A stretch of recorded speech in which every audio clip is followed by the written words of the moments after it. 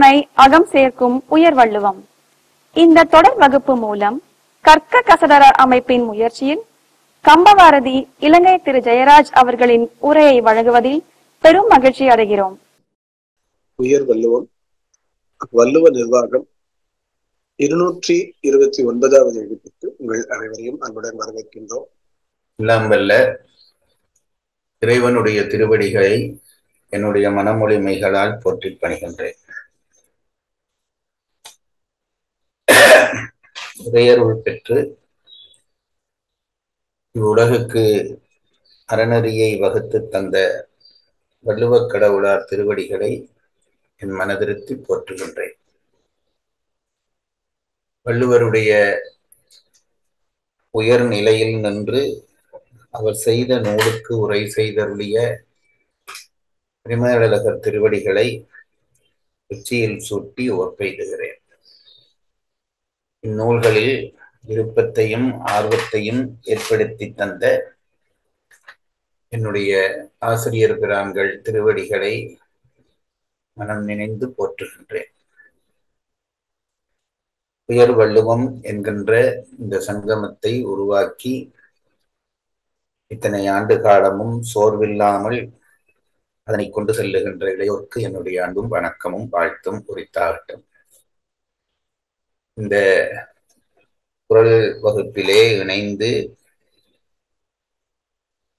குறள் நெறியை அறிவதிலே அளவுக்கு அதிகமான ஆர்வம் காட்டி நிற்கக்கூடிய உங்கள் எல்லோரையும் வாழ்த்துகிறேன், வணங்குகிறேன், போற்றுகின்றேன். வள்ளுவக் கடவுளார் தன்னுடைய நூலை முப்பாலாக வகுத்துக் கொள்கிறார். அந்த முப்பாலிலும் அவர் அறம், பொருள், இன்பம் என்கின்ற 3 பொருள்களை எடுத்துரைக்கின்றார். அறம், பொருள், இன்பம், வீடு என்கின்ற இந்த 4ம் நம்முடைய பெரியோர்களால் வகுத்து தரப்பட்ட விடயங்கள், புருடார்த்தங்கள் என்று அதனை சொல்லுகிறார்கள். அந்த புருடார்த்தத்திலே வீட்டினை விட்டு மற்றைய 3க்கும் பாலமைத்து அதனை விரிவாக நமக்கு எடுத்துச் சொல்கிறார் வள்ளுவர். வீடு என்பது சிந்தையும் மொழியும் செல்லாத நிலைமை கொண்டதால் அதனை வள்ளுவர் தனித்த ஒரு பகுதியாக செய்யவில்லை என்று பரிமேலழகர் சொல்லுகிற விளக்கம் மிக நுட்பமானது. அந்த வகையிலே அறத்துப்பாலிலே 4 இயல்களை அமைக்கிறார். பாயிரவியல், இல்லறவியல், துறவரவியல், ஊழியல் என்று அந்த 4 இயலும் அமைகின்றன. அந்த 4 இயலிலே பாயிரவியலிலே அது நூலுக்கு முன்னுரையாக கடவுள் வாழ்த்து, வான் சிறப்பு, நீத்தார் பெருமை, அரண் வலியுறுத்தல் என்கின்ற 4 அதிகாரங்களை அமைத்து தருகிறார். அதற்கு பிறகு இல்லறவியல் தொடங்குகிறது. உண்மையிலே அறத்துப்பாலில் வரக்கூடிய 4 இயலிலே இல்லறவியலும் துறவரவியலும் தான் உண்மையான அறத்துப்பாலாக கருதப்படுகிற விடயங்கள். அந்த இல்லறவியலிலே ஒரு தனித்த இளைஞன் தனக்கான வாழ்க்கை துணையை தேடி அன்பு முதிர்ச்சி அடைவதற்கான பயிற்சி எடுத்தல், அதற்கு அறம் துணையாக நிற்க வேண்டும் என்பதாகத்தான் இல்லறத்தை திருவள்ளுவர் வகுத்து தருகிறார். அன்பும் அறனும் உடைத்தாயின் இல்வாழ்க்கை பண்பும் பயனும் அது என்கின்ற குறள் மூலம் அதனை நாம் தெரிந்து கொள்கிறோம். அப்படி அன்பு முதிர்ச்சி அடைகிற ஒருவன் உலகம் முழுவதையும் தன் வீடாக நினைந்து நேசிப்பான். அப்படி நேசிக்கிற பொழுது மற்றவர்கள் துன்பத்தை தன் துன்பமாக கருதி அதை நீக்குவதற்கு தன்னாலான முயற்சிகள் செய்வான். அப்படி செய்யப்படுகிற முயற்சிகளிலே தனி மனிதர்களுக்கு செய்கிற உதவி என்பது ஈகை என்றும், சமூகம் நோக்கி செய்யப்படுகிற உதவி என்பது ஒப்புரவென்றும் ஆகிறது. எப்பொழுது சமூகத்தை தன்னுடைய ஒரு அங்கமாக நேசிக்க தொடங்கி விட்டானோ அப்பொழுதே அவனுக்கு மமகாரம் குன்றி போய்விடுகிறது. அதனாலே அவனுக்கு அன்பு அருளாகிற நிலை எய்துகிற காரணத்தினாலே அந்த அருளுடைமையோடு துறவரவியலை ஆரம்பிக்கிறார். துறவரவியலை 2 கூறுகளாக பிரிக்கிறார்கள். விரதம், ஞானம் என்கின்ற 2 கூறுகளாக பிரிக்கிறார்கள். விரதம் என்பது உடனடக்கத்திற்கான சில விடயங்களை நாம் கடைபிடித்து மமகார நீக்கத்தோடு அகங்கார நீக்கத்துக்குமான முயற்சிகளை செய்வதாகும். அந்த வகையிலே விரதம் என்கின்ற பகுதியிலே புலால் மறுத்தல் என்ற அந்த இடத்தோடு தொடங்கி கொல்லாமை வரையுமாக எந்த ஒரு உயிருக்கும் துன்பம் செய்யக்கூடாத நிலைமையை துறவரத்தினுடைய அடையாளமாக எடுத்து காட்டுகிறார்.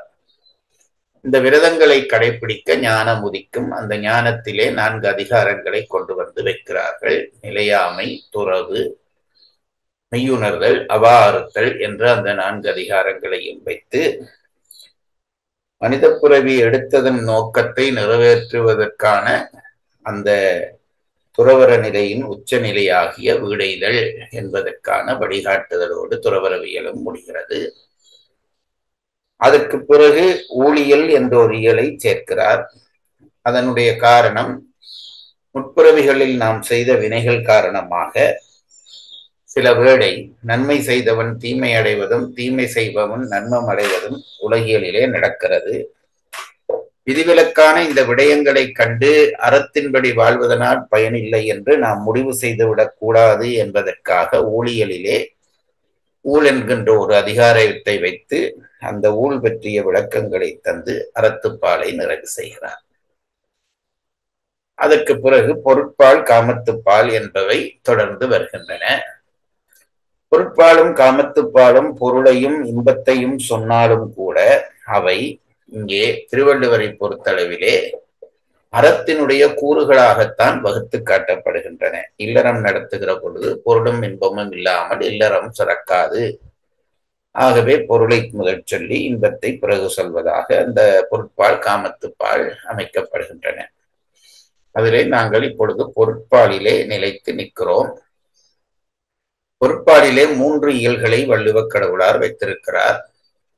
ஒன்று அரசியல், அடுத்தது அங்கவியல், அடுத்தது ஒளிவியல் என்று அந்த 3 இயல்களும் பெயர் பெறுகின்றன. அரசியலிலே ஒரு நிர்வாக தலைவன் பற்றிய செய்திகளை எல்லாம் தொகுத்து தருகிறார். அந்த நிர்வாகத்தை, எந்த நிர்வாகத்தை நடத்துவதற்கும் அதற்கு தலைமை தாங்குகிறவருடைய தரம் என்பது மிக முக்கியமான ஒன்றாகும். ஆகவேதான் அரசியல் எவ்வளவுதான் மற்றவர்கள் துணை செய்தாலும் அந்த நிர்வாகத்தினுடைய தலைவனுடைய சிறப்பு உயர்ந்து இருக்காவிட்டால் அந்த நிர்வாகம் உயர வாய்ப்பில்லை என்பதை எடுத்து காட்டுவதற்காக அரசியலை முதலிலே வைக்கிறார்.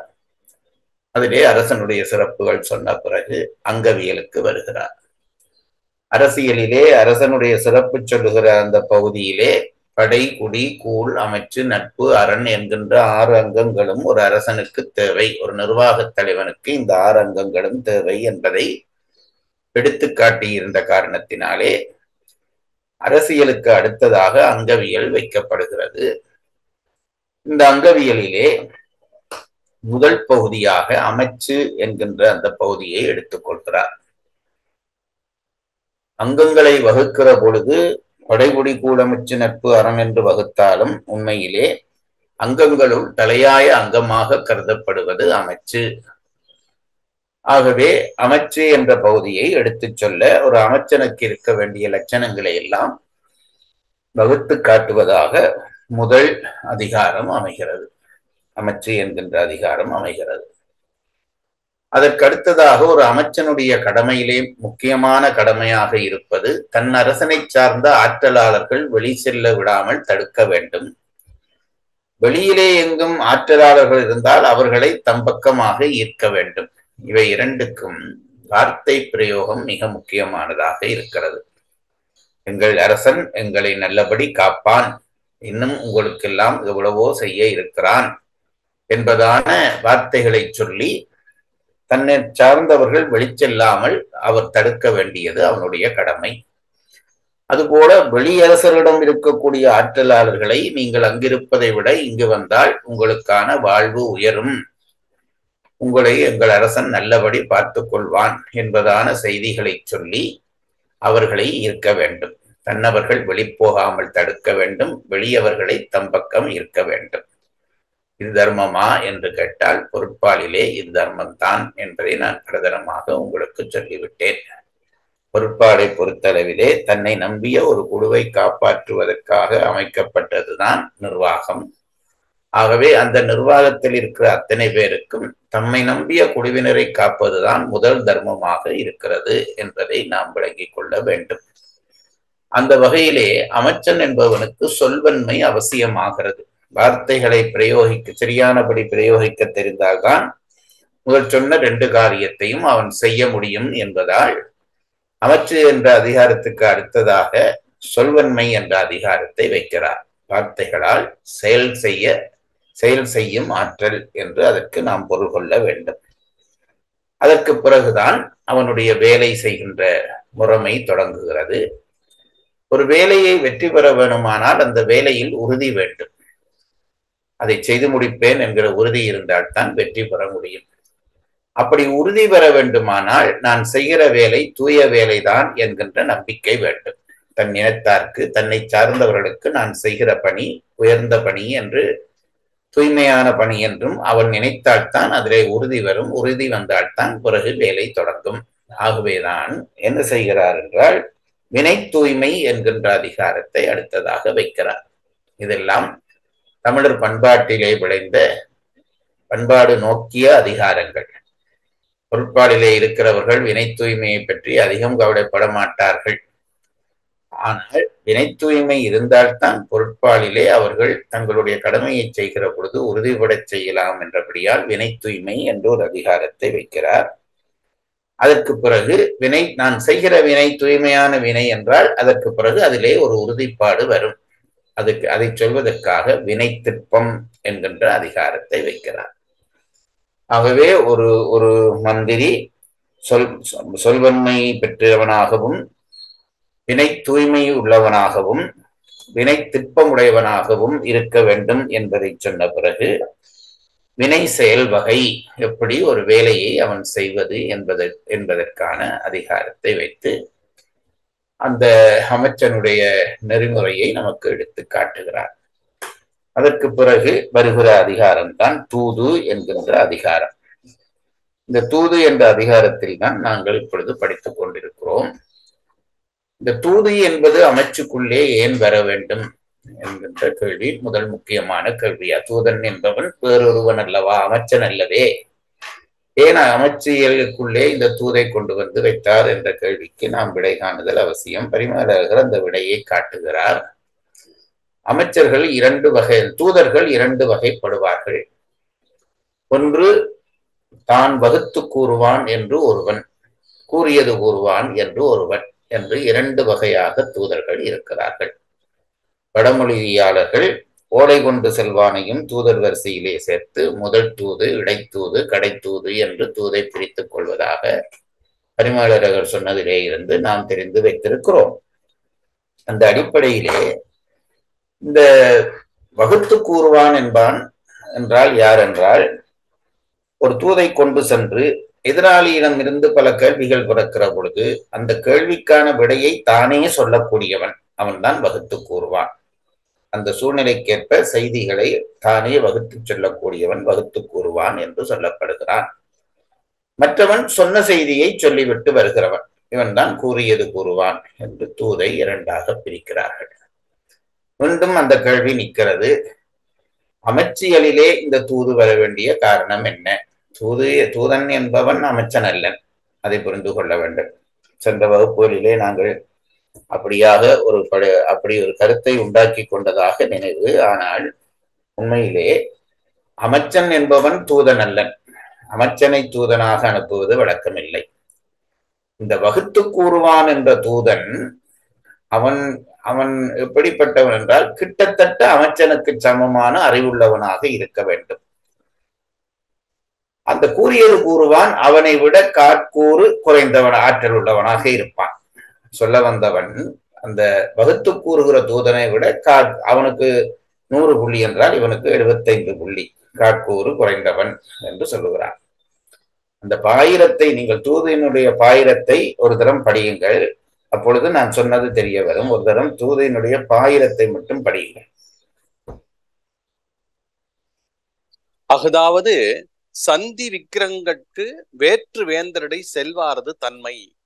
சந்தி விக்கிரகம் சேர்த்து வைப்பதற்கும் பிரித்து வைப்பதற்குமாக தூதனை அனுப்புவார்கள்.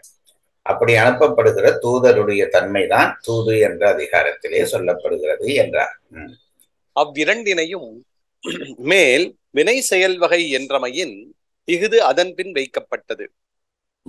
வினை செய்கின்றது, வினையை செயல்படுத்துகிறவர்கள் என்ற வகையிலே அந்த அதிகாரத்துக்கு பின்னாக தூது என்ற அதிகாரம் வைக்கப்பட்டது என்கிறார்.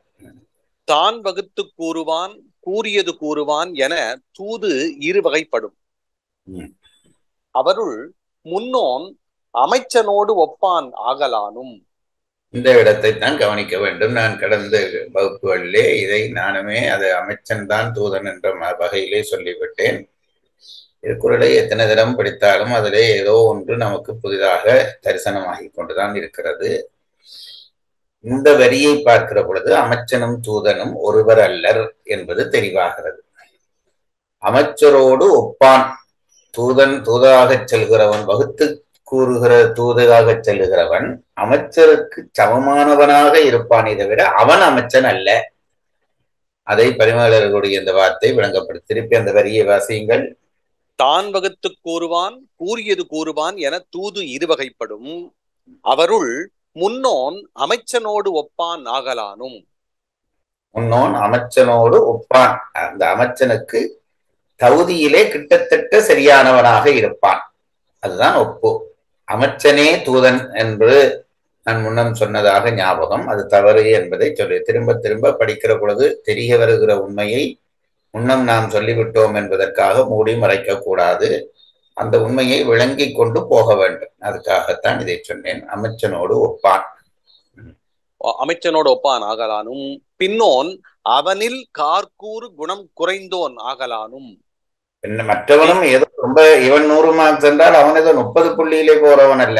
அவன் இவனை விட கார்கூறு தகுதி, இவனுக்கு அந்த கேள்விகள் பிறக்கிற பொழுது அவன் பதில் சொல்லுகிற தகுதியுடையவனாக இருக்க மாட்டான். மற்றும்படி தூதனுக்கான லட்சணங்கள் 2 பேருக்கும் ஒன்றாகத்தான் இருக்கும் என்பதை சொல்ல வருகிறார். அவனில் கார்கூறு குணம் குறைந்தோன் ஆகலானும் இஃது அமைச்சியல் ஆயிற்று. அதனாலேதான் அமைச்சியலுக்குள்ளே அமைச்சனுக்கு சமமான ஒருவன் பற்றி சொல்லப்படுகிற விஷயத்தை அமைச்சுக்குள்ளே வைக்கலாம் என்றுதான் இதை அமைச்சுக்குள்ளே வைத்திருக்கிறார் என்கிறார். இந்த அதிகாரத்திலே முதல் 2 குறளிலே தூதருக்கான லட்சணம், 2 வகையான தூதருக்குமான லட்சணங்களை எடுத்து சொல்லிவிட்டு அதற்கு பிறகு 5 குறளிலே வகுத்து கூறுகிறவனுடைய லட்சணங்களை எடுத்து சொன்னார். 7 குறள்கள் படித்து விட்டோம். இனி கூறியது கூறுகிற அந்த தூதன் பற்றிய விவரங்களை மற்றைய 3 குறளிலே சொல்ல போகிறார். இது பரிமளகர் பிரித்து காட்டத்தான் நமக்கு புரிகிறது. முதல் 2 தூதருக்கான லட்சணம், மற்றைய 5 வகுத்து கூறுவானுக்கான லட்சணம். ஏனென்றால் அவன் கூறியது கூறுவானை விட உயர்ந்தவன், ஆகவே அவனுடைய லட்சணங்களை 5 குறளிலே விரித்து சொல்லிவிட்டு இனி வகுத்து கூறியது கூறுகிறவனுடைய லட்சணங்களை இனி வருகிற 3 குறளிலேயும் சொல்ல போகிறார். 7, 8, 9, 10 இந்த 3 குறளோடையும் அந்த பிரிவு முடிகிறது. இன்றைக்கு 8வது குறளுக்குள்ளே நாங்கள் நுழையலாம். குறள்கள் வாசிச்சுட்டுமாங்க? 7 குறள் வாசிச்சுட்டு போங்க. குறளை மட்டும் வாசிங்க. குறள் எண் 681. அன்புடைமை ஆன்ற குடிப்பிறத்தல் வேந்தவாம் பண்புடைமை தூது உரைப்பான் பண்பு. குறள் எண் 682. அன்பு அறிவு ஆராய்ந்த சொல்வன்மை தூது உரைப்பார்க்கு இன்றியமையாத 3. குறள் எண் 683. நூலாருள் நூல் வல்லன் ஆகுதல் வேளாருள் வென்றி வினை உரைப்பான் பண்பு. குறள் எண் 684. அறிவு ஒரு ஆராய்ந்த கல்வி இம்மூன்றன் செறிவுடையான் செல்க வினைக்கு. குறள் எண் 685. தொகச்சொல்லி தூவாத நீக்கி நகச்சொல்லி நன்றி பயப்பதாம் தூது. குறள் எண் 686. கற்று கண்ணஞ்சான் செலச்சொல்லி காலத்தால் தக்கது அறிவதாம் தூது. குறள் எண் 687. கடனறிந்து காலம் கருதி இடனறிந்து எண்ணி உரைப்பான் தலை. 7 குறள்கள் படித்து விட்டோம். 8வது குறளுக்குள்ளே நுழைகிறோம். உண்மையிலே நாங்கள் படிக்கிற படிப்பு என்பது போதாதது அல்லது பிழையானது என்று என்னுடைய அபிப்பிராயம். இந்த குறள்களை திரும்ப திரும்ப படிக்க வேண்டும். ஒவ்வொரு தரம் படிக்கிற பொழுதும் அதற்குள்ளே இருந்து ஏதாவது ஒரு உண்மை நமக்கு புலப்படும். நமக்கு அதுக்கான வாய்ப்புகள் மிக குறைவாக இருக்கின்றன என்று நினைக்கிறேன். வகுப்புக்கு அந்த வகுப்புகள் குறைவாக இருந்தாலும் அடுத்த வகுப்புக்கு வருகிற பொழுது முதல் வகுப்பிலே படித்ததையாவது திருப்பி ஒரு தரம் பார்த்து விட்டு வந்தால் அது பல தரம் தெளிவை தரும். கிட்டத்தட்ட கத்தி கூர்மையாவதை காணுகிறோம். அது போலத்தான் இதுவும். ஆகவே வகுப்புக்கு வருவதற்கு ஒரு தரம் முதல் நாள் படித்த அந்த பாடல்களையாவது படித்துவிட்டு நீங்கள் வர வேண்டும் என்று கேட்டுக்கொண்டு 8வது குறளுக்குள்ளே நுழைவோம். குறள் எண் 688. தூய்மை, துணைமை, துணிவுடைமை இம்மூன்றின் வாய்மை வழியுரைப்பான் பண்பு. வழியுரைப்பான் பண்பு என்று விட்டார். வழியுரைப்பான் என்றால் அரசன் சொல்லிய வழி தூதினை உரைப்பவன். பரிமேலழகர் இந்த பிரிவுகளை எவ்வளவு நுட்பமாக கண்டுபிடித்து சொல்கிறார். வழியுரைப்பான் பண்பு என்றால் அரசன் சொன்ன வழி, அவன் சொன்னபடி அந்த தூதினை உரைப்பவன். அவனுடைய பண்பு என்று 3 விஷயத்தை வகுக்கிறார். என்ன விஷயம்? தூய்மை, அடுத்தது துணைமை, துணைமை, துணிவுடைமை. துணிவுடைமை. இந்த 3ம் முக்கியம் என்கிறார். தூய்மை முக்கியம், துணைமை முக்கியம். துணைமை என்ற வார்த்தை எங்களுக்கு புதிதான ஒரு பிரயோக வார்த்தை. துணைமை என்பது நமக்கு துணையானவர்கள் இருக்கும்படியாக செய்தல். அதுதான் துணைமை. துணைமை என்றால் துணையை கொண்டு இயங்குதல் என்று அர்த்தம். அந்த துணையை தூது செல்லுகிறவனுக்கு துணை என்றால் என்ன 2-3 பேரை கூட்டிக் கொண்டு போக வேணுமா என்றால் அப்படி இல்லை. தூது சொல்லுகிற இடத்திலே தன் கருத்துக்கு சார்பானவர்கள் இருக்கும்படியாக பார்த்து கொள்ள வேண்டும். அப்பொழுதுதான் அந்த தூது பற்றிய எதிர்ப்பு வருகிற பொழுது அந்த சபையில் இருக்கிறவர்களால் இவன் ஆதரிக்கப்படும்படியான 1-2 பேராவது அங்கே இருக்கிறார்களா என்று தெரிந்து கொள்ள வேண்டும், அல்லது இருக்கும்படியாக பார்த்து கொள்ள வேண்டும். அப்பொழுதுதான் அந்த தூதினுடைய பயன்பாடு வரும் என்பதற்காக துணைமை என்று சொல்கிறார். தூய்மை, துணைமை, அடுத்தது துணிவுடைமை. அது நமக்கு தெரிந்ததுதான். இனி பரிமேலழகர் காட்டுகிற உரையினோடு இந்த குறளை பார்ப்போம். தூய்மை, துணைமை, துணிவுடைமை இம்மூன்றின் வாய்மை வழி உரைப்பான் பண்பு. உரை. வழி உரைப்பான் பண்பு. தன் அரசன் வார்த்தையை அவன் சொல்லியவாறே வேற்றரசர்க்கு சென்று சொல்லுவானது இலக்கணமாவன. தூய்மை, பொருள் காமங்களால் தூயன் ஆதலும். இது ரொம்ப முக்கியம். இங்கே தூய்மை என்பது என்னவென்றால் விலை போகாமல் இருக்க வேண்டும். தூது போகிறவன் விலை போனால்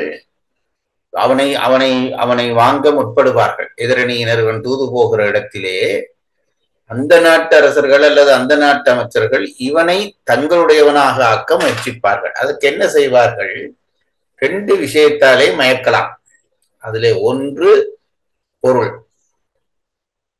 ஒரு பெரிய பரிசுகளை கொடுத்து, உயர்ந்த செல்வத்தை கொடுத்து அவனை அவன் வந்த தூதனுடைய நோக்கம் ஒன்றாக இருக்கும், தம் நோக்கத்துக்கு பயன்படுத்த எதிரிகள் முயற்சிப்பார்கள். ஆகவே பொருளுக்கு மயங்காதவனாக இருக்க வேண்டும். அடுத்தது பெரிய பிரச்சனை காமம். இந்த காமம் நான் சொல்லியிருக்கிறேன் உங்களுக்கு முந்தைய, அது உயிர்குணங்களிலே ஒன்று. ஒவ்வொரு காமம் இல்லை என்று ஒருவன் சொன்னால் அவன் பொய் சொல்லுகிறான் என்று அர்த்தம். ஆகவே இந்த காமத்தை தூண்டி ஒருவனை தம்பயப்படுத்தி விடலாம். அவனுடைய பலகீனத்தை கண்டு தம்பயப்படுத்த முடியும். ஒரு காலத்திலே எங்கள் இலங்கைக்கு இந்தியாவிலே இருந்து வந்த சில தூதர்கள் இங்குள்ள எங்களுடைய தலைவர்களாலே காமத்தை காட்டி தம்பயப்படுத்தப்பட்டார்கள் என்று ஒரு பழிச்சொல் ஒன்று அந்த நாள் தொடக்கம் இருந்து கொண்டு வருகிறது. அது இங்கென்று இல்லை, எங்குமே இந்த தூதாக செல்கிறவர்களை தம்பயப்படுத்துவதற்காக எதிரிகள் ஒன்று பொருள் கொடுத்து அவர்களை தம்பயப்படுத்துவார்கள், அல்லது அவருடைய காம பலகீனத்தை பயன்படுத்தி அவர்களை தம்பயப்படுத்துவார்கள். இது ரெண்டுக்கும் விலை போகாதவனாக இருக்க வேண்டும் என்பதை சொல்வதற்காகத்தான் தூய்மை என்ற வார்த்தையை போட்டிருக்கிறாராம். இதை கவனித்துக் கொள்ள வேண்டும். ஒருவனை நம் சார்பாக பேச அனுப்புகிற பொழுது, சாதாரண நிர்வாகத்திலும் சொல்லுகிறேன், எங்கள் நிர்வாகம் சார்பாக ஒரு செய்தியை சொல்லி அனுப்புகிற பொழுது இப்படி விலை போகாத ஒருவனை பார்த்து அனுப்ப வேண்டும். இல்லாட்டி போகிறவன் நமக்காக போகிறவன் போய் அவர்களுக்காக வேலை செய்துவிட்டு வந்து விடுவான். இது ரெண்டுக்கும் இந்த ரெண்டையும் கவனிக்க வேண்டும் என்பதற்காக கூறியது கூற போகிறவனுக்கு கூட இந்த தகுதி வேண்டும். தூய்மை என்பது முக்கியம் என்கிறார். அதனால்தான் தூய்மைக்கு பரிமேலழகர் பொருள் காமம் என்கின்ற இரண்டையும் சுட்டி உரை எழுதுகிறார். படியுங்கள் திருப்பி. தூய்மை பொருள் காமங்களால் தூயனாதலும், துணைமை தமக்கு அவர் அமைச்சர் துணையாம் தன்மையும். தனக்கு அவர் அமைச்சர் என்றால் எதிரி நாட்டு அரசனுடைய அமைச்சர்கள் தனக்கு துணையாக இருக்கும் தன்மையை உண்டாக்கி கொள்ள வேண்டும். எதிர் நாட்டிலே இதெல்லாம் எப்பொழுதும் இது நடந்திருக்கிறது. எதிர் நாட்டிலே ஒரு அனுமனுக்கு வீடன் இருந்திருக்கிறான், கண்ணனுக்கு விதுரன் இருந்திருக்கிறான். அவர்கள் இவர்களுக்கான நியாயத்தை எடுத்துச் சொல்லுவதற்கு அந்த சபையிலே யாராவது ஒருத்தர் இருக்கிறாரா என்று பார்த்து கொண்டு போக வேண்டும் என்கிறார். துணைமை தமக்கு அவர் அமைச்சர் துணையாம் தன்மையும், துணி உடைமை துணிதல் உடைமையும். உங்களுக்கு தெரியும், போகிற பொழுது அமைச்சன் துணி உடையவனாக இருக்க வேண்டும். அது பின்னாலே இன்னும் சொல்ல போகிறான். இந்த துணையாம் தன்மை என்பது தூய்மை, துணைமை என்பதெல்லாம் மிக நுட்பமாக நம்மவர்கள் சொல்லுகிற நிர்வாக குறிப்புகள். இதை இன்றைய நூல்கள் சொல்லுகின்றனவோ என்னவோ எனக்கு தெரியாது. ஒரு செய்தியை பேச்சுவார்த்தை நடத்த போகிறவன் முதல் தூயவனாக இருக்க வேண்டும். அடுத்தது இவன் போய் பேச்சுவார்த்தை நடத்துகிற பொழுது எதிரணியிலே இருக்கிறவர்கள் யாராவது ஒருவர் இவனை அங்கீகரிக்கிறவனாகவும் இருக்க வேண்டும். அதைத்தான் துணைமை என்கிறார். அது மிக நுட்பமான ஒரு விஷயம். இல்லாவிட்டால் தூது போகிறவனுக்கு துணைமை சொல்ல தேவையில்லை. அல்லது துணைமைக்கு உரை எழுதுகிறவர்கள் என்ன எழுத வேண்டும்? தனக்கு 2-3 பேரை அனைத்து கூட்டிக் கொண்டு போக வேண்டும் என்று எழுதுகிறார்கள். அப்படி அல்ல. இது ஒருவன் தான் போவான், எதிரணியிலே துணை இருக்க வேண்டும் என்பதை சொல்லுவது என்பது ஒரு நுட்பமான விஷயம். துணி உடைமை துணிதல் உடைமையும், இம்மூன்றின் வாய்மை இம்மூன்றோடு கூடிய மெய்மையும் என இவை. இந்த மூன்றும் இருக்க வேண்டும். இந்த மூன்றோடு சேர்ந்த மெய்மை கவனித்துக் கொள்ள வேண்டும். இந்த மூன்றும் இல்லாமல் மெய்மை இருக்கக்கூடாது, இருந்து பிரயோசனம் இல்லை. இந்த மூன்றோடும் கூடிய வாய்மையும் இருக்க வேண்டும் என்கிறார். மெய்மையும் இருக்க வேண்டும். உரை குறிப்பு: பொருள் காமங்கள் பற்றி வேறுபட கூறாமை பொருட்டு தூய்மையும். கொண்டு சென்ற தூதை பொருளையும் காமத்தையும் காட்டி மயக்கி விட்டவுடனே வேறு தூது உரைத்து விட்டு வந்து விடுவார்கள். சொன்ன விஷயத்தை சொல்லாமல் வேறு சொல்லிவிட்டு வந்து விடுவார்கள். ஆகவே பொருள் காமத்துக்கு ஆட்பட்டு சொன்ன தூதை மாறுபட உரைக்காமல் இருப்பதற்காகத்தான் இந்த தூய்மை சொல்லப்பட்டது என்கிறார். திருப்பி படியுங்கள். பொருள் காமங்கள் பற்றி வேறுபட கூறாமை பொருட்டு தூய்மையும், தன் அரசனுக்கு உயர்ச்சி கூறிய வழி எம்மனோர்க்கு அகுது இயல்பு என கூறி அவர் வெகுளி நீக்குதற் பொருட்டு துணைமையும். இது ஒரு நாடக பாணியிலே பரிமேலழகர் உரை எழுதுகிறார். அது என்ன துணைமை என்றால், தூது செல்லுகிறார். தூதன் தூது கொண்டு செல்லுகிற பொழுது மாற்றரசனுடைய அவையிலே நின்று தன்னரசனை புகழ வேண்டும் என்பது இயல்பு. எங்களுடைய அரசர் எப்படிப்பட்ட அரசர் தெரியுமா? இப்படி எல்லாம் காரியங்கள் செய்திருக்கிறார், என்னென்ன ஆற்றல் கொண்டவர், இத்தனை பேருக்கு உதவி செய்திருக்கிறார், தர்மங்கள் செய்திருக்கிறார் என்பதையெல்லாம் புகழ்ந்து கூறி அவர் சார்பாக நான் தூதுரைக்க வந்திருக்கிறேன் என்று சொல்வது தூதுரைக்கிற முறைமை. இதுல என்ன பிரச்சனை என்று கேட்டால், இப்படி மாற்றரசனை தன்னரசனை இவன் புகழ, மாற்றரசனுடைய சபையிலே தன்னரசனை புகழ, இந்த மாற்றரசன் என்ன நினைப்பான்? இவன் தன்னை தாழ்த்துகிறான் என்று நினைப்பான். இது எங்களுடைய வழக்கத்திலே ஒன்றாகிவிட்டது. என்னவென்றால், ஒருத்தனை புகழ்ந்தால் இன்னொருவரை இகழ்கிறார் என்று அர்த்தம் கொள்வது என்பது பொது நம் வாழ்க்கையிலேயே காணுகிறோம். வீட்டிலே 2 பிள்ளைகள் இருக்கிற பொழுது ஒரு பிள்ளையை பார்த்து இவன் ரொம்ப கட்டிக்காரன், நல்ல பிள்ளை படிக்கிறான் என்றால் மற்ற பிள்ளை உடனே தானாக தன்னை இவர் தாழ்த்துகிறார் என்று நினைக்கும்.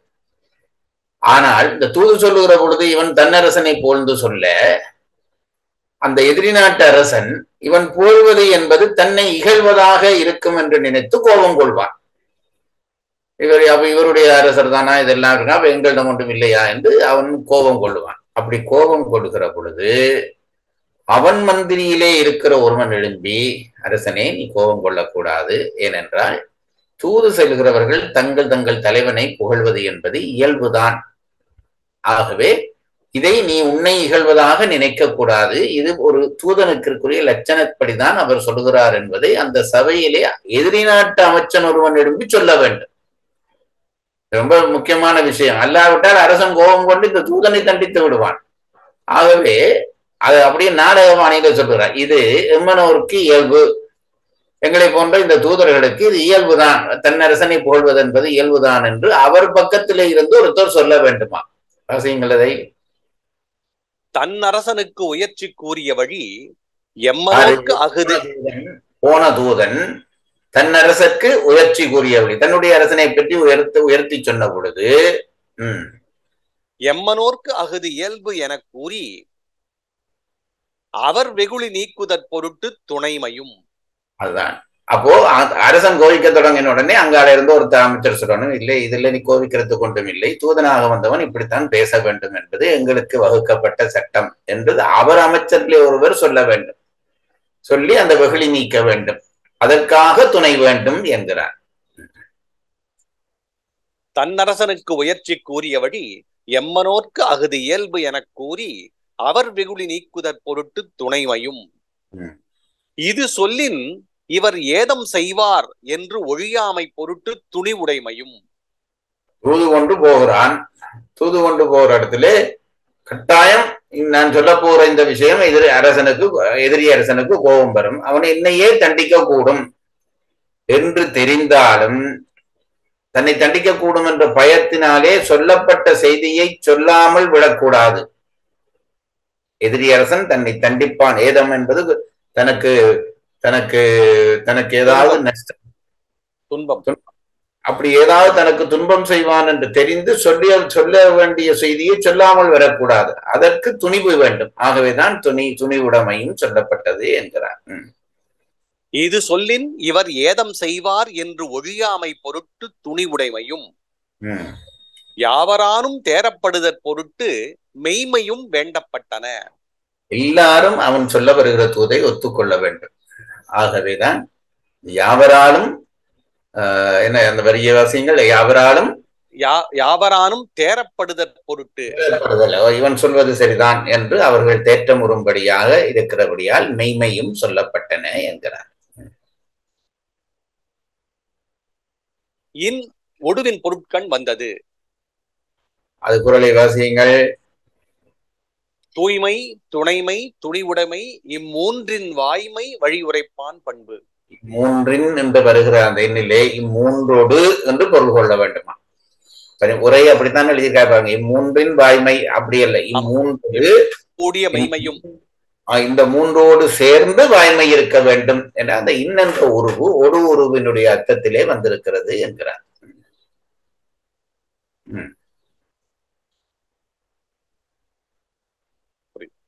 அடுத்த குறளுக்கு போல.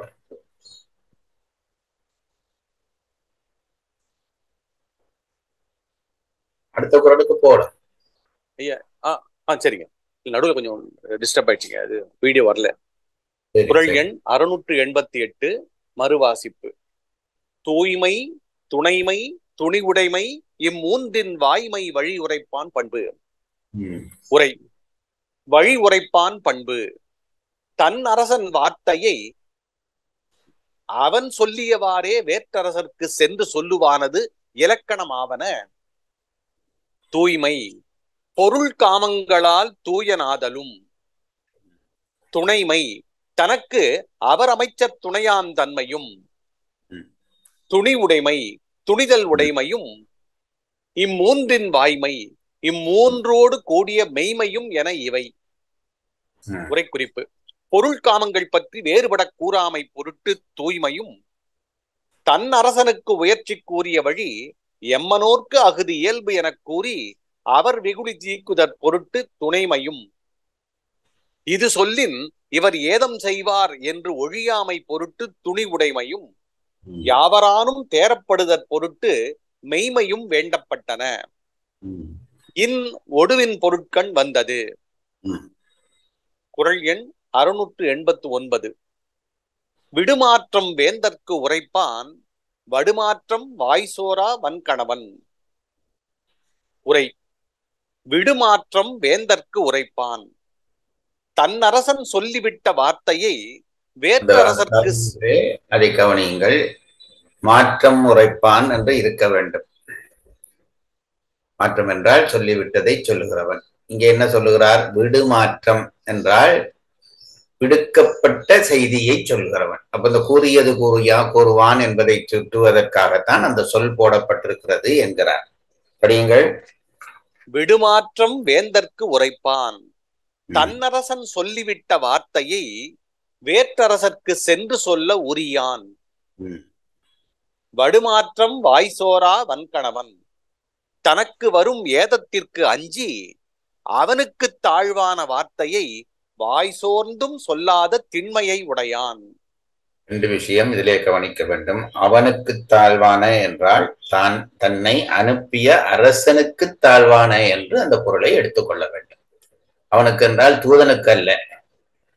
தூது சொல்லி அனுப்பியவனாகிய அரசனுக்குரிய வார்த்தைகளை அவன் வாய் சோர்ந்தும் சொல்லக்கூடாது என்பதுதான் இந்த குறளினுடைய அர்த்தம். விடுமாற்றம் வேந்தற் குரைப்பான் வடுமாற்றம் வாய்சோரா வன்கண்ணவன். வாசியுங்கள் திருப்பி உரையை. உரை: விடுமாற்றம் வேந்தற்கு உரைப்பான். தன்னரசன் சொல்லிவிட்ட வார்த்தையை வேற்றரசர்க்கு சென்று சொல்ல உரியான்.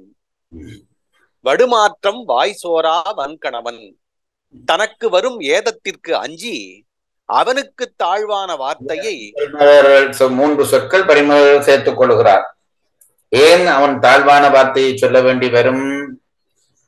தனக்கு வருகிற துன்பம், தனக்கு துன்பம் வருமோ என்று அஞ்சி இவன் வேறு வார்த்தைகளை சொல்ல வேண்டி வரும். எதிரியரசன் கடும் கோபம் உள்ளவனாக இருப்பான். இவன் அங்கே போய் தன்னரசனை புகழ்ந்தால் இவனுக்கு பிடிக்காது என்று சொல்லி அதை விட்டு போகக்கூடாது, துணிந்து நின்று சொல்ல வேண்டும். அதனாலேதான் வடுமாற்றம் என்கிறார். வாசியுங்கள். வடுமாற்றம் வாய்சோரா வன்கணவன். தனக்கு வரும் ஏதத்திற்கு அஞ்சி அவனுக்கு தாழ்வான வார்த்தையை வாய் சோர்ந்தும் சொல்லாத திண்மையை உடையான். அரசனுக்கு தாழ்வு தரக்கூடிய வார்த்தைகளை இவன் மறந்தும் சொல்லக்கூடாது என்பது இந்த குறளினுடைய அர்த்தம். வாசியுங்கள். உரை குறிப்பு: தாழ்வு சாதி தர்மம் அண்மையின் வடு என்றார். இது கவனிக்க வேண்டிய விஷயம். வடுமாற்றம் என்று ஒரு வார்த்தை வருகிறது. அதாவது தன்னரசனுக்கு தாழ்வை சொல்வது தன் தூதனாகிய அந்த ஜாதிக்கு பொருத்தமில்லாத விஷயம். ஆகவே அப்படி தாழ்வானவற்றை சொல்வது என்பதடி வடு என்று சொல்லியிருக்கார். வடு என்பது குற்றம். ஆகவே இங்கே வடு என்பதை இருப்பதற்கு தான் இவ்வளவு உரை எழுதினார். வடுமாற்றம் வாய்சோராவன தனக்கு வரும் ஏதத்துக்கஞ்சி அவனுக்கு தாழ்வான வார்த்தையை வடு என்று சொன்னதற்கு காரணம் என்னவென்றால் இவனுடைய தூது குலத்துக்கு அது பொருந்தாத விஷயம். அதை சொன்னால் அது அவனுக்கு குற்றமாகும் என்பதற்காக அந்த வடுமாற்றம் என்று சொல்லியிருக்கிறார் என்கிறார். படியுங்கள். தாழ்வு சாதி தர்மம் அண்மையின் வடு என்றார். வாய்சோரா என காரியம் காரணத்துள் அடக்கப்பட்டது. அதாவது வார்த்தை தன் அரசனுக்கு தாழ்வான வார்த்தைகளை சொல்லுதல், அதுதான் இந்த குறளினுடைய அர்த்தம். ஒரு அரசன், ஒரு தூதன் தனக்கு தூது சொல்லி அனுப்பிய அரசனுக்கு தாழ்வு வருகிற சொற்களை சொல்லக்கூடாது.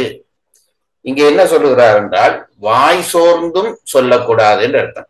அவன் வேண்டுமென்று அந்த அரசன் தான் சென்ற அரசனுக்கு தீமை வரக்கூடிய சொற்களை வேண்டும் என்று சொல்ல மாட்டான். சில வேளைகளிலே வாய் சோர்ந்து சொல்வது, இந்த வாய் சோறுதல் என்பது நாம் ஒன்றை நினைப்போம், வாய் இன்னொன்றை சொல்லிவிடும். அதுதான் வாய் சோறுதல் என்பது. ஆகவே இவன் வாய் சோர்ந்து சொல்லுதல் என்பது காரியம். இங்கே வாய் சோறுதல் என்பது காரணம். இங்கே சொல்லுதல் என்பதை வாய் சோறுதல் என்ற வார்த்தையாலேயே சொல்லிவிட்டபடியால் காரியம் காரணத்தினால் உரைக்கப்பட்டது என்கிறார். வாய்சோரா என காரியம் காரணத்துள் அடக்கப்பட்டது. குறள் எண் 689 மறுவாசிப்பு. விடுமாற்றம் வேந்தற்கு உரைப்பான் வடுமாற்றம் வாய்சோரா வன்கணவன். உரை: விடுமாற்றம் வேந்தற்கு உரைப்பான். தன்னரசன் சொல்லிவிட்ட வார்த்தையை வேற்றரசர்க்கு சென்று சொல்ல உரியான். வடுமாற்றம் வாய்சோரா வன்கணவன். தனக்கு வரும் ஏதத்திற்கு அஞ்சி அவனுக்கு தாழ்வான வார்த்தையை வாய் சோர்ந்தும் சொல்லாத திண்மையை உடையான். உரைக்குறிப்பு: தாழ்வு சாதி தர்மம் அண்மையின் வடு என்றார். வாய்சோரா என காரியம் காரணத்துள் அடக்கப்பட்டது. வாய் சோர்ந்து சொல்லுதல் என்பது வாய்சோரா என்று நிற்கிறது. வாய் சோறுதல் சொல்லுதற்கான காரணம். ஆகவே சொல்லுதல் என்பது இல்லை, வாய் சோறுதல் என்று இருக்கிறபடியால் காரணத்துக்குள் காரியம் அடக்கப்பட்டது என்கிறார். குறள் எண் 690. இறுதி பயப்பினும் எஞ்சாது இறைவர்க்கு உறுதி பயப்பதாம் தூது. உரை: இறுதி பயப்பினும் எஞ்சாது. அவ்வார்த்தை தன் உயிர்க்கு இறுதி தருமாயினும். ஐயா, இந்த இடத்துல சில பிரதியில வேற்று வேந்தரடை சொல்லும் அவ்வார்த்தைன்னு வருதுங்களா ஐயா? உங்க புக்கில் எப்படிங்க இருக்கு? ஒன்றும் இல்லை. ஓகேங்க, அப்ப இப்படியே வச்சுக்கலாங்க. இறுதி பயப்பினும் எஞ்சாது. அவ்வார்த்தை தன் உயிர்க்கு இறுதி தருமாயினும் அதற்கு அஞ்சி ஒழியாது. இறைவர்க்கு உறுதி பயப்பது தூதாம். தன் அரசன் சொல்லியவாறே அவனுக்கு மிகுதியை வேற்றரசரிடை சொல்லுவானே தூதனாவான்.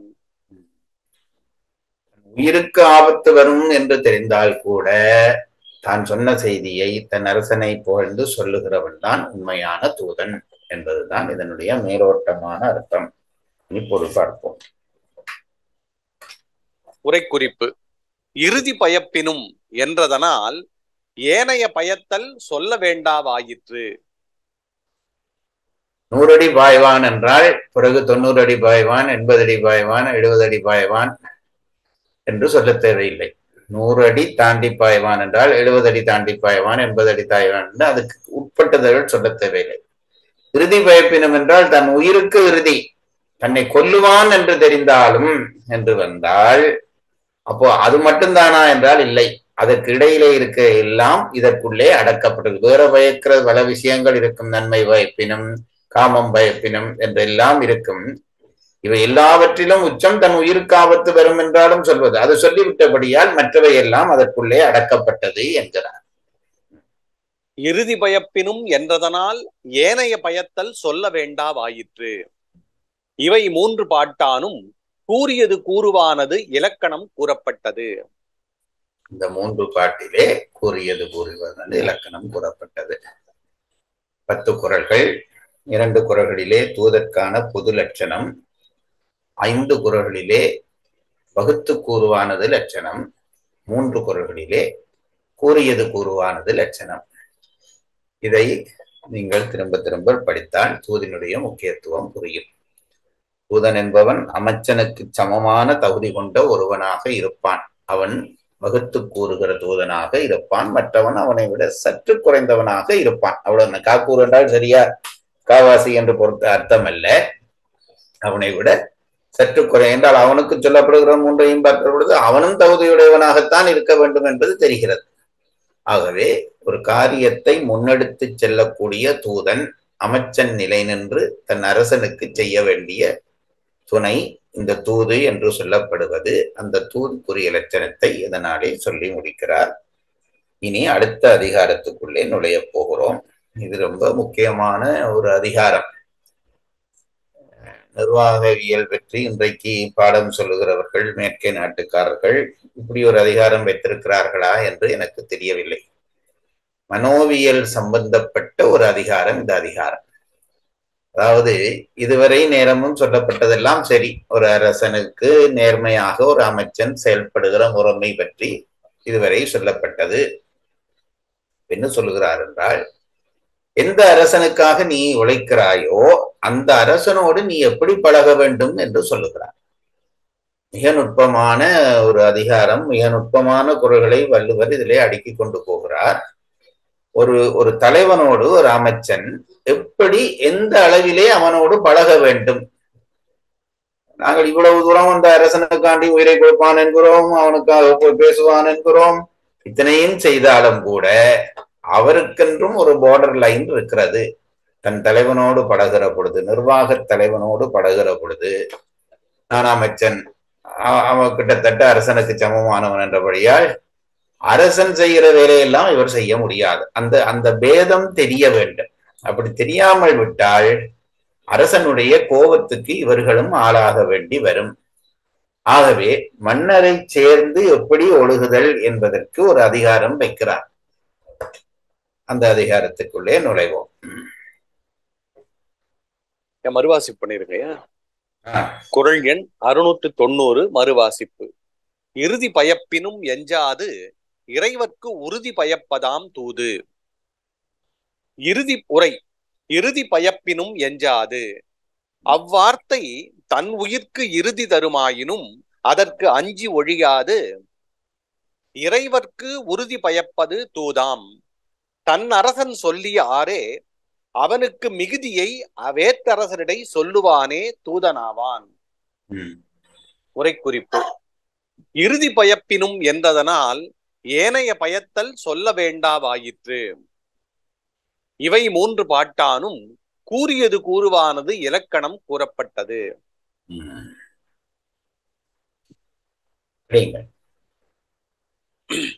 அதிகார எண் 70. அதிகார தலைப்பு மன்னரை சேர்ந்து ஒழுகல். அதிகார பாயிரம். அஃதாவது அமைச்சர் அரசரை பொருந்தி ஒழுகுமாறு இது வேந்து அவாம் பண்பு உடைமை என பொருந்தி ஒழுகுமாறுல ஃபுல் ஸ்டாப். சாரி. அதாவது அமைச்சர் அரசரை பொருந்தி ஒழுகுமாறு. அஃதாவது அமைச்சர் அரசரை பொருந்தி ஒழுகுமாறு. இது மன்னரை ஒழுகுதல் என்ற வார்த்தைக்கு அர்த்தம் சொல்லுகிறார். எப்படி ஒரு அமைச்சன் அரசனை சேர்ந்து ஒழுக வேண்டும் என்பதுதான் இந்த தலைப்பினுடைய அர்த்தம் என்கிறார். இனித்தான் அதுக்கு விளக்கம் சொல்கிறார். இது வேந்து அவாம் பண்பு உடைமை என மேலே வேண்டப்பட்டமையின் தூதின் பின் வைக்கப்பட்டது. மேற்கோள் குறள் எண் 681. அந்த குறளை படியுங்கள். அன்புடைமை ஆந்த குடிப்பிறத்தல் வேந்தவாம் பண்புடைமை தூது உரைப்பான் பண்பு. அங்கே தூதிலே வேந்தவாம் பண்புடைமை என்று ஒன்றை சொல்லி இருக்கிறார். வேந்து அவாம் பண்புடைமை என்றால் வேந்தர்களாலே விரும்பப்படுகிற பண்புடைமை என்று சொன்னபடியால் அதற்கு அடுத்த அதிகாரமாக இந்த அதிகாரம் வருவது பொருத்தம் என்று எடுத்து காட்டுகிறார். அதாவது தங்கள் தலைவனாகிய அரசனோடு எப்படி பழகுவது என்பது இந்த அதிகாரத்தால் சொல்லப்படுகிறது. குறளுக்குள்ளே நுழைவோம். அதிகார பாயிரம் மறுவாசிப்பு. அஃதாவது அமைச்சர் அரசரை பொருந்தி ஒழுகுமாறு இது வேந்து அவாம் பண்புடைமை என மேலே வேண்டப்பட்டமையின் தூதின் பின் வைக்கப்பட்டது. மேற்கோள் குறள் 681. குறள் எண் 691. அகலாது அணுகாது தீக்காய்வார் போல்க இகழ்வேந்தற் சேர்ந்தொழுகுவார். உரை. இகழ்வேந்தர் சேர்ந்து ஒழுகுவார்.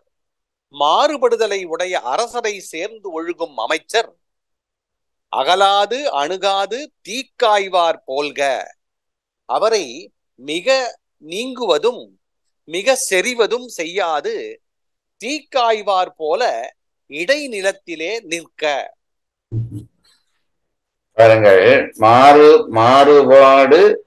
மாறுபடுதலை உடைய, அப்படிதானே? மாறுபடுதலை உடைய அரசரை சேர்ந்தொழுவார். எப்பொழுதும் இந்த தலைவன் என்கிறவனுக்கு சில இயல்புகள் இருக்கும். எந்த நேரமும் ஒரு மாதிரி இருக்க மாட்டான். அவனுக்கு பல பிரச்சனைகள் இருக்கும். அதனாலே தான் தனக்கு மேலே ஒருவன் இல்லை என்ற அந்த துணிவாலும் அவன் ஒரு நேரத்துக்கு ஒரு விதமாக இருப்பான். நிர்வாகத்து தலைவர்களை நீங்கள் பார்த்தால் தெரியும். ஒரு நேரத்துக்கு ஒரு விதமாக இருப்பான். எப்பொழுதும் ஒரு தன்மையாக அவர்கள் இருப்பார்கள் என்று இல்லை. அதுதான் மாறுபடுதலையுடைய அரசர் என்கிறார். அவர்களோடு எப்படி பழக வேண்டும் என்றால் ஒரு உவமையாலே அந்த பழகுதல் முறையை சொல்லுகிறார். எப்படி பழக வேண்டும் என்றால் நெருப்போடு பழகுவது போல பழகு என்கிறார். அது எப்படி என்று கேட்டால் அதற்கு விளக்கம் சொல்லுகிறார். ரொம்ப தூரமும் போய்விடாதே. குளிர் காய்வதற்காக நெருப்புக்கு பக்கத்திலே போய் இருக்கிறாய் என்று வைத்துக்கொள். ரொம்ப தூரம் போய்விட்டாயானால் நெருப்பாலே ஆபத்தில்லை, ஆனால் பயனும் இல்லை. ஆபத்தில்லா நாங்கள் இப்ப அரசனோடு எப்படி பழகுறது என்பதை நெருப்போடு பழகுவதை வைத்து விளக்கப்படுத்துகிறார். கிட்டக்க போனால் சுட்டுவிடும். அப்ப என்ன, நமக்கு என்னையா கஷ்டம், ஒரு மைலுக்கு அப்பாலேயே இருந்து விடுவோம் என்று இருந்து விட்டால் சூடு குளிர்காய முடியாது. ஆகவே நெருப்பை விட்டு ரொம்ப தூரம் போகவும் கூடாது. நெருப்பு தானே குளிரை போக்குகிறது என்று ரொம்ப கிட்டடியே போய் நெருப்பு பக்கத்துல போய் இருந்தால் அது சுட்டுவிடும். ஆகவே சுடுகிற இடத்திலும் இருக்கக்கூடாது, சூடுபடாத இடத்திலும் இருக்கக்கூடாது, இடைப்பொருள் இடத்திலே இருக்க வேண்டும் என்கிறார். எவ்வளவு நுட்பமான விளக்கம். அதாவது அரசனுக்கு ரொம்ப கிட்டடியிலே போய்விடாதே, அவனை விட்டு ரொம்ப தூரம் போய்விடாது, நடுவிலே இரு. எப்படி என்றால் நெருப்போடு பழகுவது போல பழகு என்கிறார். படியுங்கள். அகலாது அணுகாது தீக்காய்வார் போல்க இகழ்வேந்தர் சேர்ந்தொழுகுவார். உரை: இகழ்வேந்தர் சேர்ந்து ஒழுகுவார். மாறுபடுதலை உடைய அரசரை சேர்ந்தொழுகும் அமைச்சர் அகலாது அணுகாது. திருவள்ளுவருடைய கடிதத்தை பாருங்கள். இந்த குரலை எப்படி அனுப்பியிருக்கலாம் என்றால் வேந்தர் சேர்ந்தொழுகுவார் என்றிருந்தால் போதும். அகடாது அணுகாது தீக்காய்வார் போல்க வேந்தர் சேர்ந்தொழுகுவார், தலைவர்களை சேர்ந்தொழுகுவார். இப்படி இருக்கிறது. இகழ்வேந்தர் என்றால் ஒரு சொல்ல போட்டுட்டு பெருமையுள்ளவர் திருவள்ளுவர் அந்த விஷயத்தை சுட்டி காட்டுகிறார். இவன் மாறுபாடுதல் உடையவனாக இருப்பான். தான் தலைவன், தன்னை கேட்ப யாரும் ஒருவரும் இல்லை என்பதனாலே அவனிடம் ஒரு ஒரு திமிர்த்தனம் இருக்கும். ஆகவே அவன் எப்பொழுது எப்படி மாறுவான் என்று தெரியாத காரணத்தினாலே ரொம்ப தூரமும் போய்விடாது. ரொம்ப தூரம் போனால் நீ யாருன்று அந்த இடத்துல தெரியாமல் போய்விடுவாய். ரொம்ப கிட்ட போனால் அவனிட்ட சூடும் தாங்குவாய். ஆகவே நெருப்போடு பழகுவது போல தூரமும் போகாமல் ரொம்ப கிட்டவும் போகாமல் இடைநிலத்திலே இருந்து கொள் என்கிறார். இகழ்வேந்தர் சேர்ந்து ஒழுகுவார். மாறுபடுதலை உடைய அரசரை சேர்ந்தொழுகும் அமைச்சர் அகலாது அணுகாது தீக்காய்வார் போல்க. அவரை மிக நீங்குவதும் மிக செறிவதும் செய்யாது தீக்காய்வார் போல இடைநிலத்திலே நிற்க. உரைக்குறிப்பு: கடிதின் வெகுளும் தன்மையர் என்பது தோன்ற இகழ்வேந்தர் என்றார். கோபம் வருமா? நிர்வாக தலைவர்களுக்கு எப்ப கோபம் வரும் என்று தெரியாது என்றால் அவர்கள் தலைவர்கள் ரெண்டு காரணம். ஒன்று, எல்லா பொறுப்பையும் தலைக்குள்ளே வைத்திருக்கிறபடியால் கோபம் வருவதற்கு வாய்ப்பு இருக்கும். தம்மை கேட்க ஒருவரும் இல்லை என்றபடியால் கோபம் வருகிற வாய்ப்பு இருக்கும். தலைமை தருகிற திமிரால் கோபம் வருகிற வாய்ப்பு இருக்கும். இப்படி பல காரணத்தினாலே அவர்களுக்கு கோபம் வர வாய்ப்பு இருக்கிறது. அதை சொல்வதற்காக தான் சொல்கிறார். கடிதின் வெகுளும் தன்மை என்பதால் டக்கென்று அவர்களுக்கு கோபம் வரும் என்கிறார். கடிதின் வெகுளும் தன்மையர் என்பது தோன்ற இகழ்வேந்தர் என்றார். வேந்தர் என்று சொல்லாமல் இகழ்வேந்தர் என்று சொல்வதற்கு காரணம் அதுதான் என்கிறார். மிக அகலின் பயன் கொடாது மிக அணுகின் அவமதிப்பற்றி தெரும் வேந்தற்கு மிக அகலின் குளிர் நீங்காது மிக அணுகின் சுடுவதாய தீயுடு உளதாய தொழில் ஓமம் பெறப்பட்டது. மிக அகலின் பயன் கொடாது. இந்த ராசா கோபக்காரன் என்று விட்டு நாம கிட்டடியிலேயே போவோம், தூர இருந்துட்டால் அரசனாலே கிடைக்கக்கூடிய பயன்கள் கிடைக்காது. அவனுடைய கண்காணிப்புக்குள்ளே நாங்கள் வரமாட்டோம். ஆகவே அரசனை விட்டு ரொம்ப தூரம் போய்விடாதே என்பது ஒன்று.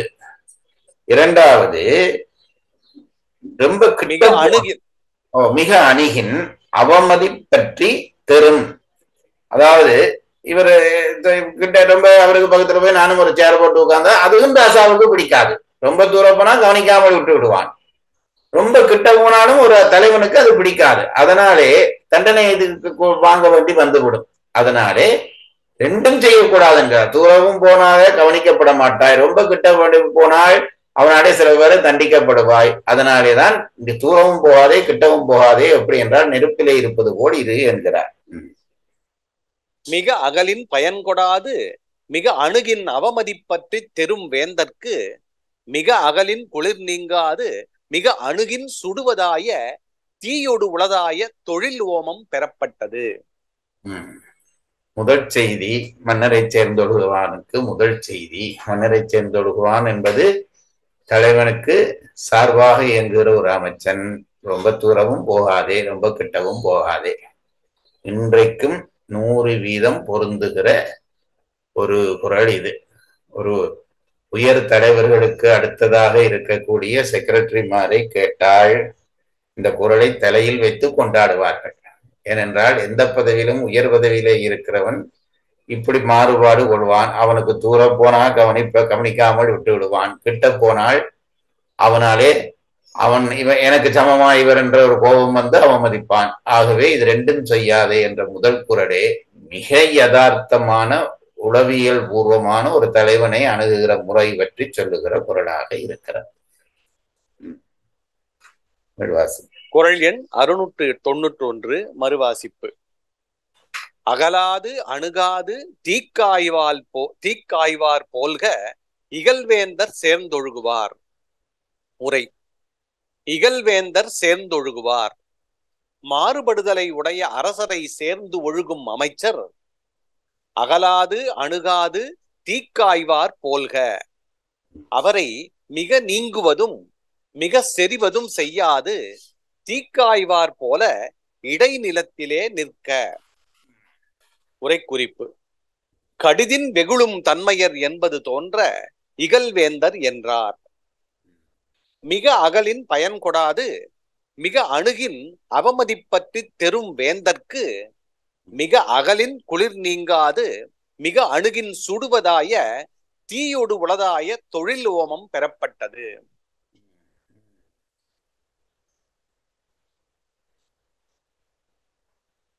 சரி, அடுத்து போலாம்.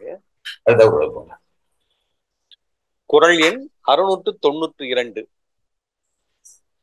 மன்னர் விழைப விழையாமை மன்னரால் மன்னிய ஆக்கம் தரும். உரை. மன்னர் விழைப விழையாமை தம்மால் சேரப்பட்ட மன்னர் விரும்புவனவற்றை தாம் விரும்பாது ஒழிதல் மன்னரான் மன்னிய ஆக்கம் தரும். அமைச்சர்க்கு அவரானே நிலைபெற்ற செல்வத்தை கொடுக்கும். இரண்டாவது செய்தி சொல்லுறார். முதல் அதிகம் தூர போய்விடாதே, ரொம்ப அதிகம் கிட்டவும் போய்விடாதே என்றார் ஒரு அட்வைஸ். இரண்டாவது அட்வைஸ் சொல்லுகிறார், மன்னர் உன்னுடைய நிர்வாக தலைவன் விரும்புகிற எல்லாவற்றையும் நீ விரும்ப நினையாதே, அது அந்த தலைவர்களுக்கு பிடிக்காது. இது ரொம்ப முக்கியமான விஷயம். அவர் ஒரு பென்ஸ் கார் வைத்திருக்கிறார், இவருக்கும் வசதி இருக்கிறது. நானும் ஒரு பென்ஸ் கார் வண்டி ஓடினால் என்ன என்று கடைசி வரையும் அப்படி ஓடாதே. ஏனென்றால் தலைவர்களுக்கு இது பிடிக்காது. நான் என்னை போல இவரும் என்ன வைத்திருக்கிறது, அவன் போட்டிருக்கிற கோட் சூட் மாதிரி போடாதே, அதை விட ஒரு மாத்திரை குறைவா இருக்கிற மாதிரி இருக்க வேண்டும். இது மனித மனித மனவக்கிரங்கள். ஒரு தலைவனாய் இருக்கிறவன் இவர் எனக்கு சமமா என்று நினைப்பான். ஆகவே அப்படி நினைக்க வேணும் என்றால் அவன் விரும்புகிற எல்லாவற்றையும் நீ விரும்பாதே என்கிறார். அவன் போடுகிற உடுப்பு, அவன் ஒரு மோதிரம் போட்டா அதே மாதிரி மோதிரம் நீ போடாதே, நீ வீட்டில போட்டுக்கொள், ஆபீஸ்ல போடாதே என்கிறார். அவன் விரும்புகிறது போலவற்றை நீ அட விரும்பின என்றால் அப்ப இவரும் நானும் சமமா என்று ஒரு போட்டி வந்து அவன் இவனை வெறுப்பான். அப்படி இல்லாமல் இருந்தால் அரசனாலே பெறக்கூடிய நன்மைகளை நிலையான நன்மைகளாக இவன் பெற்றுக்கொள்வான் என்பதுதான் இந்த குறள் தருகிற அர்த்தம். படிங்க. மன்னர் விழைப விழையாமை மன்னரால் மன்னிய ஆக்கம் தரும். உரை. மன்னர் விழைப விழையாமை தம்மால் சேரப்பட்ட மன்னர் விரும்புவனவற்றை தாம் விரும்பாது ஒழிதல் மன்னரான் மன்னிய ஆக்கம் தரும். அமைச்சர்க்கு அவரானே நிலை பெற்ற செல்வத்தை கொடுக்கும். அவரானே என்றது மன்னராலே நிலை பெற்ற செல்வத்தை கொடுக்கும். இவர் கொஞ்சம் ஒரு மாத்திரை குறைவாக இருந்தால் அவனுக்கு ஒரு திருப்தி, இவனை தன்னை மரியாதை பண்ணி நடக்கிறான் என்று இவன் கொடுக்க வேண்டியதெல்லாம் கொடுப்பான். அவனுக்கு ஜமமா நேரா சப்பாத்து போட்டு அவன் காலுக்கு மேல கால் போட்டவன நானும் காலுக்கு மேல கால் போட்டு உட்கார்ந்த என்றால் அது இயல்பாக அவனுக்கு பிடிக்காமல் போகும். ஆகவே நிலையான அவனுடைய ஆதரவை பெற வேணும் என்றால் அவன் விரும்புகிற எல்லாவற்றையும் அவனுக்கு முன்னாலே விரும்பி காட்டாதே என்று அர்த்தம். உரை குறிப்பு. ஈண்டு விழைப என்றது அவர்க்கு சிறப்பாக உரியவற்றை. அதுதான் விளைவ. அதாவது இந்த குரல்ல வருகிற அந்த வரியை பார்த்துக் கொள்ளுங்கள். மன்னர் விளைய விளையாமை.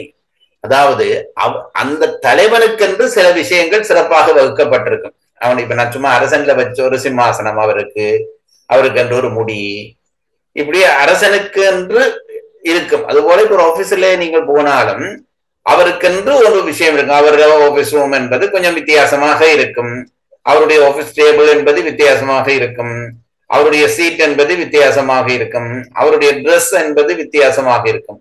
எல்லாவற்றையும் அவர் சோறு விரும்புகிறார் என்று நீயும் சோறு விரும்பாதே என்று அர்த்தம் இல்லை. ராசாவுக்கு சோறு சாப்பிட விரும்பான், அப்ப ராசா விரும்புறதெல்லாம் விரும்பப்படாண்டு திருவள்ளுவர் சொல்லியிருக்கார். ஆகவே நான் சோறு சாப்பிடப்படாண்டு இல்லை. மன்னருக்கே உரியதான சில விஷயங்கள் இருக்கும், அந்த விஷயத்தை நீ விரும்பாதே என்றுதான் திருவள்ளுவர் சொல்லுகிறார். பாருங்கள், பரிமாறர்கள் இல்லாவிட்டால் நாங்க அப்படித்தான் விளங்கிக் கொள்வோம். அதாவது அரசன் விரும்புகிற எதையும் விரும்பாதே என்றால் அரசன் எல்லாவற்றையும் தான் விரும்புவான், அப்போ ஒன்றையும் நாங்கள் விரும்ப முடியாது போன்ற இல்லை. இது அரசனுக்குரிய விஷயங்கள். இப்படிப்பட்ட சீட் அவருக்கு தான் இருக்கும், இப்படிப்பட்ட டேபிள் இவருக்கு தான் இருக்கும் என்ற மாதிரி இருக்கிற தனி விடயங்களை உனக்கும் ஆக்கிக் கொள்ள விரும்பாதே என்றுதான் இதிலே சொல்லப்படுகிறது என்கிறார். படியுங்கள். ஈண்டு விழைப என்றது அவர்க்கு சிறப்பாக உரியவற்றை. அரசன் முடி வைத்திருக்கான், நீ ஒரு முடி வைக்க விரும்பாதே, நானும் ஒரு முடி வைத்தாள் என்ன, அது அரசனுக்கென்று சிறப்பாக வகுக்கப்பட்ட விஷயம். அவனுக்கென்ற சிம்மாசனம் அவனுக்கென்று சிறப்பாக வகுக்கப்பட்டது, அவனுக்குரிய வாகனம் தேர் என்பது அவனுக்கென்று சிறப்பாக. அது நீயும் சமமா அவனும் சமமா இருக்கும் என்று காட்டிவிட்டால் அப்புறம் அவனுடைய மரியாதை குறைந்துவிடும், அரசனுக்கு வெறுப்பு வரும். ஆகவே அதை விட்டுவிடு என்கிறார். அவை நுகரப்படுவன, ஒப்பனை மேன்மை என்றிவை முதலாயின. திருப்பி வாசியுங்கள், அதை முழுதுமா வாசியுங்கள். ஈண்டு விளைவ என்பது அவைக்கு சிறப்பாக உரியவற்றை. அவருக்கு சிறப்பாக உரியது என்றது எது என்பது பிறகு சொல்லுகிறார். அவை நுகரப்படுவன, அதாவது அனுபவிக்கப்படுகிற விஷயங்கள். அவனுக்கென்று தனித்து அனுபவிக்கப்படுகிற சில விஷயங்கள் இருக்கும். அவனுக்கான கட்டில், அவனுக்கான மெத்தை, இது அவனாலே அனுபவிக்கப்படுகிற விஷயங்கள். தனியே தலைவனுக்கு அனுபவம் என்று உரிய சில விஷயங்கள் இருக்கும். அவனுக்குரிய மரியாதை, அவன் சாப்பிடுகிற சாப்பாட்டிலே சிறந்த சாப்பாடு, இது அரசனுக்கு மட்டும்தான் உரியது என்று சில விஷயங்கள் இருக்கும். அதுகளை விரும்பி அவனுக்கு முன்னாலே நீயும் செய்து காட்டாதே என்கிறார். அதுல ஒன்று நுகரப்படுவன. அடுத்தது அவை என்பது நுகரப்படுவன, ஒப்பனை மேன்மை என்றிவை. அடுத்தது சொல்றார் ஒப்பனை, அவன் செய்கிற அலங்காரம் போல நீ செய்து கொள்ளாதே என்கிறார். ஒப்பனை என்றது இது பரிமாறுகிற பண்ணுகிற கச்சேரி. அதாவது அவன் நுகரப்படுவன எல்லாம் உனக்கும் விருப்பம் என்று காட்டிக்கொள்ளாதே. இரண்டாவது, ஒப்பனையிலே அவனுக்கு சமமா நீயும் ட்ரெஸ் பண்ணாதே.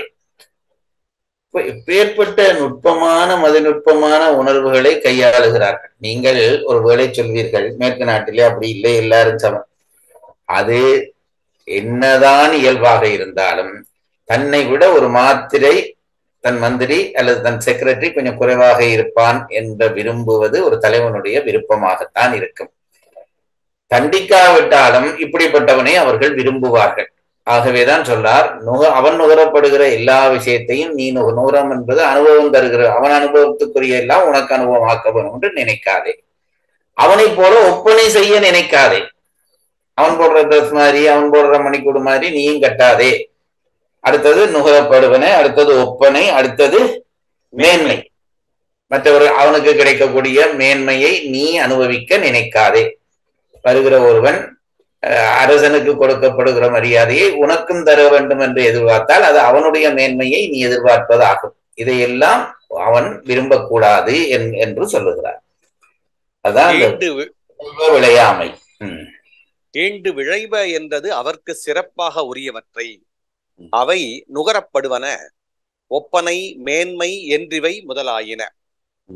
இவற்றை ஒப்பிற்கு அஞ்சி தாம் விழையாது ஒழியவே அச்சம் நோக்கி உவந்து அவர் தாமே எல்லா செல்வமும் நல்குவர் என்பது கருத்து. என்ன செய்ய வேண்டும் என்று கேட்டால் இவற்றை ஒப்பிற்கு அஞ்சி என்றால் அவர் நானும் சமம், அதான் ஒப்பு. அப்படியே இல்லை நான் அவருக்கு ஒப்பு, நான் அவருக்கு ஒப்பானவன் இல்லை என்பது போல கொஞ்சம் பயந்து காட்டினார். ஒப்புக்கு அஞ்சி தாம் விளையாடு ஒழியவே. இதையெல்லாம் போட்டு விட்டார். ஆர் ராசா ஆர் மந்து என்று தெரியாது. ஏதோ ஒரு படத்துல இந்த ரஜினிகாந்த் செந்திலாக இவர்தான் மாப்பிள்ளை என்று சொல்லுவார்கள். அது என்னமோ ஒரு படம், எனக்கு மறந்து போச்சு.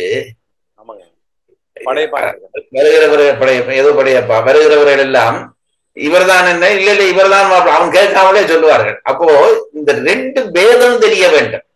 மந்திரியார் அரசனார் என்று பேதம் தெரிய வேண்டும். தெரியாத பட்சத்திலே அவனுக்கு கோபம் வரும். தப்பித்தறி ஒருவன் வந்து இவனுடைய தோற்றத்தையும் இவனுடைய லட்சணத்தையும் பார்த்து ஹலோ ஒன்று இவனுக்கு கை கொடுத்து விட்டா அரசன் பாடு ரொம்ப சங்கடமா போய்விடும். ஆகவே ஒப்பிற்கு அஞ்சி வாசிங்க தாம் விளையாது ஒழியவே அரசனுக்கு சமமாக இருக்கக்கூடாது என்று நினைத்து தான் அதை விருப்பப்படாமல் இருந்தால் அச்சம் நோக்கி மந்திரி இப்படி செய்யறான் என்று, அவன் இப்படியெல்லாம் தனக்கு சமமாக கூடாது என்று பணிஞ்சு நடக்கிறான் என்று பார்த்த உடனே அரசனுக்கு அவன் மேலே விருப்பம் வரும் என்கிறார். இவற்றை ஒப்பிற்கு அஞ்சி தாம் விழையாது ஒழியவே அச்சம் நோக்கி உவந்து அவர் தாமே எல்லா செல்வமும் நல்குவர் என்பது கருத்து. இவன் எனக்கு சமமா நடக்கக்கூடாது என்று நினைத்து நடக்கிறான் உடனே அரசனுக்கு ஒரு சந்தோஷம் பெறும். ஆகவே அவன் தானாக எல்லா செல்வத்தையும் இவனுக்கு கொடுப்பான். இவனுக்கு வேண்டியது எல்லாம் அரசன் கொடுப்பான். அரசனுக்கு இவனை பிடித்து விடும். இவன் எனக்கு சமம் என்று காட்டாமல் நடக்கிறான் என்ற உடனே தானாக எல்லாம் கொடுப்பான். ஆகவே அவர் விளைவதை நீ விளையாதே என்கிறார். எனவே அவற்றை விரும்பின் கேடு தரும் என்பதாம். விளையாதொழிந்தால் நன்மை தரும், விளைந்தால் அதனாலே இவரும் சமமான உடனே ஒரு கோபம் வந்து அதனாலே பிற்காலத்திலே கேடுகள் விளையும் என்பதாம் என்று சொல்லி முடிக்கிறார். குறள் எண் 692 மறுவாசிப்பு. மன்னர் விழைப விழையாமை மன்னரால் மன்னிய ஆக்கம் தரும். உரை: மன்னர் விழைப விழையாமை தம்மால் சேரப்பட்ட மன்னர் விரும்புவனவற்றை தாம் விரும்பாது ஒழிதல் மன்னரான் மன்னிய ஆக்கம் தரும். அமைச்சர்க்கு அவரானே நிலை பெற்ற செல்வத்தை கொடுக்கும். உரை குறிப்பு: ஈண்டு விழைப என்றது அவர்க்கு சிறப்பாக உரியவற்றை அவை நுகரப்படுவன ஒப்பனை மேன்மை என்றிவை முதலாயின. இவற்றை ஒப்பிற்கு அஞ்சி தாம் விழையாது ஒழியவே அச்சம் நோக்கி உவந்து அவர் தாமே எல்லா செல்வமும் நல்குவர் என்பது கருத்து. எனவே அவற்றை விரும்பின் கேடு தரும் என்பதாம். மீட்டிங்குக்கு போகிறார்கள் தலைவரும் செக்ரட்டரியும். 2 சீட் சமமான சீட்டாக போடப்பட்டிருக்கிறது. இந்த செக்ரட்டரி என்ன செய்யணும், சீட் அவருக்கு இருக்கிற சீட் எனக்கு வேணா, எனக்கு வேறொரு சீட் போடுங்கன்னு இருந்தால் ராசாவுக்கு இவன்ல ஒரு விருப்பம் வந்துடும். பாரு, எனக்கு சமமா இருக்கக்கூடாதுன்னு நினைக்கிறானே. அப்படி அரசனுடைய விருப்பத்துக்கு ஆளாக வேண்டும் என்றால் மன்னர் விளைவ விளையாமை என்று சொல்லுகிறார். அடுத்து போலாங்க. இல்ல, இன்றைக்கு போதும். சரிங்க, பண்ணிட்டேங்க. சரி சரி சரி. இவ்வளவு நுட்பம். அதாவது 1.25 வரிக்குள்ளே இந்த விஷயங்களை சொன்னது என்பது ஒன்று, அதுக்குரிய சொற்களை தேர்ந்தெடுத்திருக்கிறது என்பது இன்னொன்று. வியப்புக்கு ஒரு எல்லை இல்லை. திருக்குறள் போல ஒரு நூல் கிடைத்தது என்பது நம் இனத்துக்கு கிடைத்த ஒரு இறை வரம் என்பதிலே எந்தவித சந்தேகமும் இல்லை. அதுபோல அதற்கு உரை செய்ய பரிமளர்கள் கிடைத்தது அதை விட ஒரு பெரிய நமக்கு கிடைத்திருக்கிற வாய்ப்பு. இந்த வாய்ப்பை நல்லபடி பயன்படுத்துவோம். நன்றி. நன்றி. குறள் சொல்லும் நெறியை வாழ்வியலோடு இணைத்து நம்மையும் நம்மோடு சேர்ந்த சமூகத்தையும் உயர்த்துவோம்.